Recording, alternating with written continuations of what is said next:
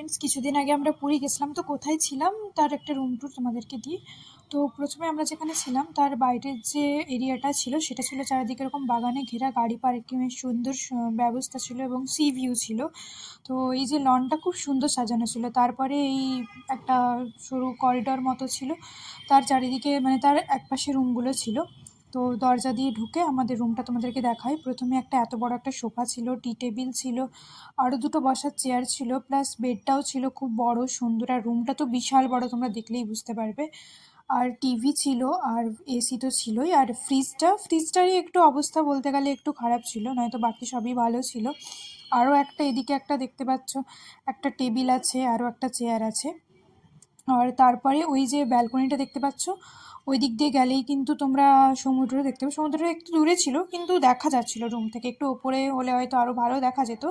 আর তারপরেই ছিল একটা আলমারি। তো আলমারির ভেতরে কতগুলো হ্যাঙ্গার রাখা ছিল। তো দেখো আলমারিটাকে, এবং ড্রয়ার ছিল। ড্রয়ারটা লক সিস্টেমও ছিল, তোমরা চাইলে কিছু রেখে যেতেও পারো, কিন্তু আমি কিছু রেখে দিয়ে যাইনি, সেরকম বিরাট কিছু নিয়ে যাইনি। তারপরে আরেকটা রুম ছিল, সেখানে একটা ড্রেসিং টেবিল, আরও একটা আলমারি ছিল, আর এবং ফ্যান ছিল ওখানে। আর বাথরুমটা ছিল কিন্তু এদের বিশাল বড়, মানে এত বড় বাথরুম কেন করেছে আমি জানি না, সত্যি বাথরুমটা এত বড় ছিল, বিশাল বড়।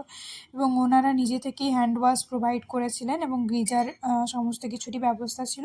তো বাথরুমটা দেখে আমার এত ভালো লেগেছিলো, কারণ বড় বাথরুম খুব